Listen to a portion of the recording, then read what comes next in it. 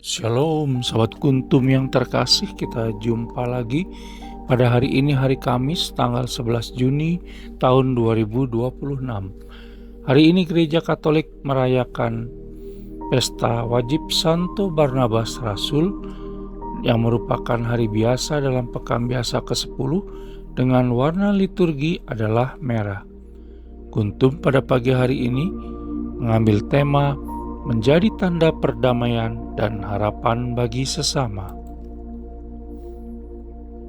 Struktur bacaan kita pada pagi hari ini terdiri dari bacaan pertama yang diambil dari kitab Kisah Para Rasul 11 ayat 21b sampai dengan 26 dan kitab Kisah Para Rasul 13 ayat 1 sampai dengan 3. Mazmur tanggapan diambil dari kitab Mazmur 98 ayat 2 sampai dengan 6. Bait pengantar Injil diambil dari Injil Matius 28 ayat 19a dan ayat 20b, dan bacaan Injil pada pagi hari ini diambil dari Injil Matius 10 ayat 7 sampai dengan 13. Bacaan Injil pada hari ini dapat dibaca pula dalam Injil Markus 6 ayat 6b sampai dengan 13 dan Injil Lukas 9 ayat 1 sampai dengan 6 untuk ayat 5 sampai dengan 15. Injil Lukas 10 ayat 4 sampai dengan 12 untuk ayat 7 sampai dengan 15 dan kitab 1 Korintus 9 ayat 14 dan kitab 1 Timotius 5 ayat 18 untuk ayat 10.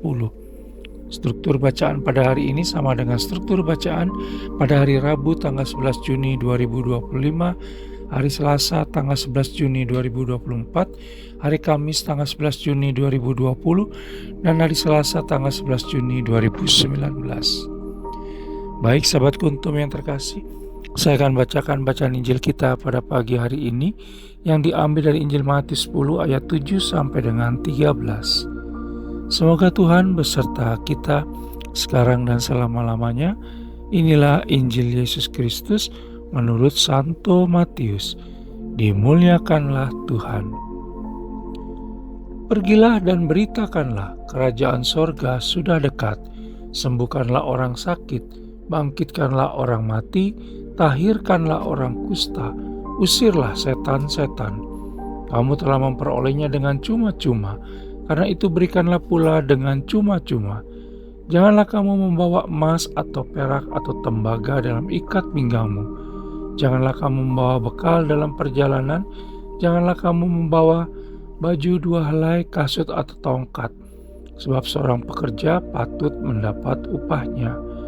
Apabila kamu masuk ke kota atau desa, carilah di situ seorang yang layak dan tinggallah padanya sampai kamu berangkat.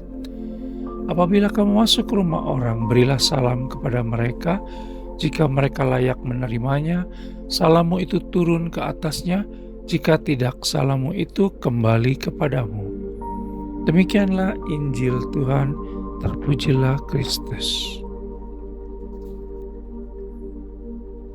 Sahabat kuntum yang terkasih, sebelum kita lanjutkan renungan kita pada pagi hari ini, jangan lupa untuk menekan tombol subscribe dan like yang ada di bawah video kuntum ini, agar kuntum dapat terus berkembang, bermanfaat, dan mencerahkan sesama, kapanpun dan dimanapun.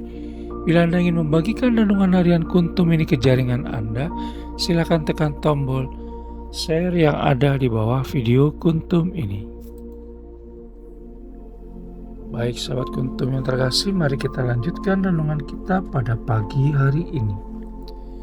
Di setiap tanggal 11 Juni seperti hari ini, Gereja Katolik memperingati Santo Barnabas Rasul, di mana dia dahulu adalah Yusuf, seorang Yahudi dari suku Lewi yang lahir di Pulau Siprus.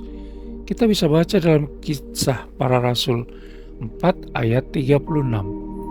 Lalu kemudian mendapat julukan Barnabas dari para rasul saat itu. Barnabas berarti anak penghiburan, karena kehadirannya senantiasa mendatangkan penghiburan bagi para rasul dan komunitas jemaat saat itu. Barnabas dalam bacaan pertama pada hari ini yang diambil dari kitab Kisah Para Rasul 11 ayat 21b sampai dengan 26 dan kitab Kisah Para Rasul 13 ayat 1 sampai dengan 3 bisa menjadi tokoh yang patut kita teladani pula berkaitan dengan tugas pewartaan yang diembannya. Barnabas menghasilkan banyak buah iman dalam karya pelayanannya di Antiokhia bersama dengan Saulus. Di kota terbesar ketiga dalam wilayah Kekaisaran Romawi saat itulah untuk pertama kalinya jemaat disebut Kristen. Dalam kota dengan penduduk heterogen dan sebagian besar berasal dari Yunani, maka sosok Barnabas dikenal sebagai orang baik, penuh dengan Roh Kudus dan beriman. Ketiga karakter kuat Barnabas itulah yang membuat banyak orang tergerak hatinya dan beriman kepada Tuhan.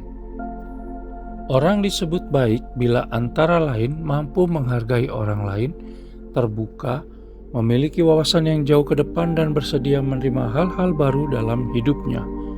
Orang disebut penuh dengan Roh Kudus serta beriman bila mempercayakan dirinya secara penuh, bulat, utuh, tanpa cadangan apapun kepada penyelenggaraan ilahi. Sahabat Kuntum yang terkasih, sementara dalam bacaan Injil pada hari ini yang diambil dari Injil Matius 10 ayat 7 sampai dengan 13, dikisahkan bagaimana Yesus Kristus mengutus para muridnya untuk memberitakan kabar baik kerajaan surga, melanjutkan pekerjaan yang telah Yesus Kristus lakukan. Utusan tersebut diikuti beberapa perintah dan kuasa Yesus Kristus untuk antara lain menyembuhkan orang sakit, membangkitkan orang mati, melahirkan orang kusta, dan mengusir setan. Karena kuasa yang diberikannya gratis untuk pewartaan, maka Yesus Kristus mengingatkan para muridnya agar berhati-hati dan tidak terjebak dalam penyelewengan kuasa tersebut.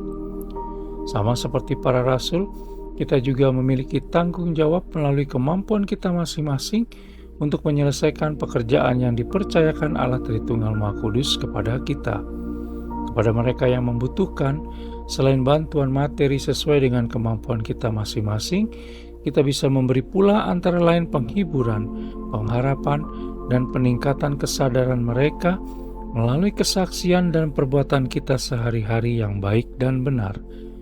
Mengacu kepada bacaan pertama dan bacaan Injil pada hari ini, maka marilah kita sungguh-sungguh menjadi utusan Yesus Kristus dengan menjadi tanda perdamaian dan harapan bagi sesama dimanapun kita berada.